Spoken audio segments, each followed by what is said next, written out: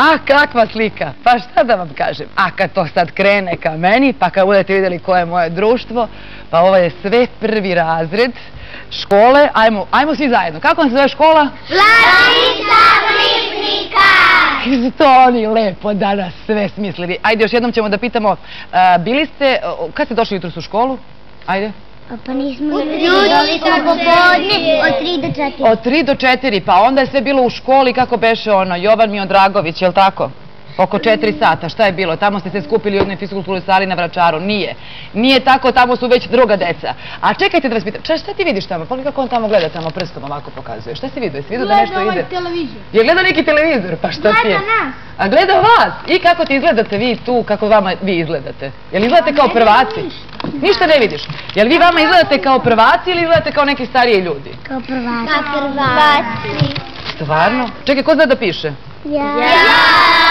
Ko zna da čita? Ja! Učiteljice, vi ste posao završila. Ja ne znam, deco, pa što idete u školu ako znate da čitate i pišete? Što se ide u školu? Da se još uči. Šta da se uči još? Pa, matematika. Svetokona. Šta još? Bukvar. Pa u bukvaru slova. Srpski. A fizičko, ko će da uči fizičko? Ja!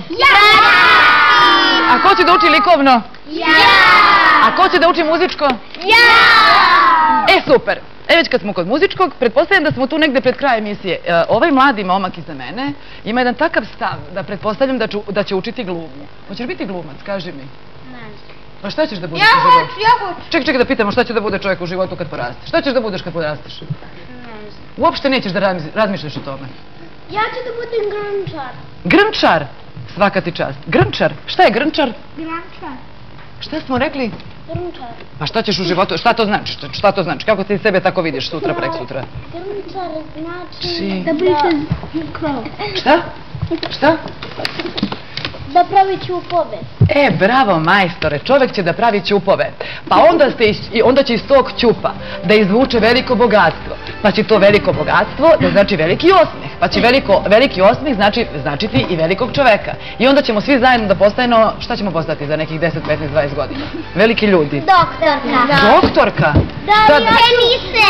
Dobiti Pokemone. Ma ne znam što da vam kažem, ljudi, ja ću da ostanem s njima da ih ispitam tačno šta će ko da bude i mnogo im zavidim. Ja u stvari njima najviše zavidim na svetu, zato što ste prvi razred, zato što već sada znate šta ćete da budete kad budete porasli i zato što se uopšte niste uplašili što ste došli ovde. U stvari vi ste sve položili, sve ispite u životu ste položili. Ja ne znam dobro šta će da bude kad porasli. O tome ćeš mi pričati kad završimo emisiju, jel važi? Ja znam šta ću. Pa čekajte ljudi, moram da završim. Ja znam.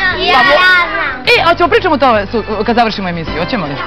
Dogovoreno, je li dogovoreno? Ajde jedan veliki pozdrav za gledaoce Beogradske hronike. Ćao!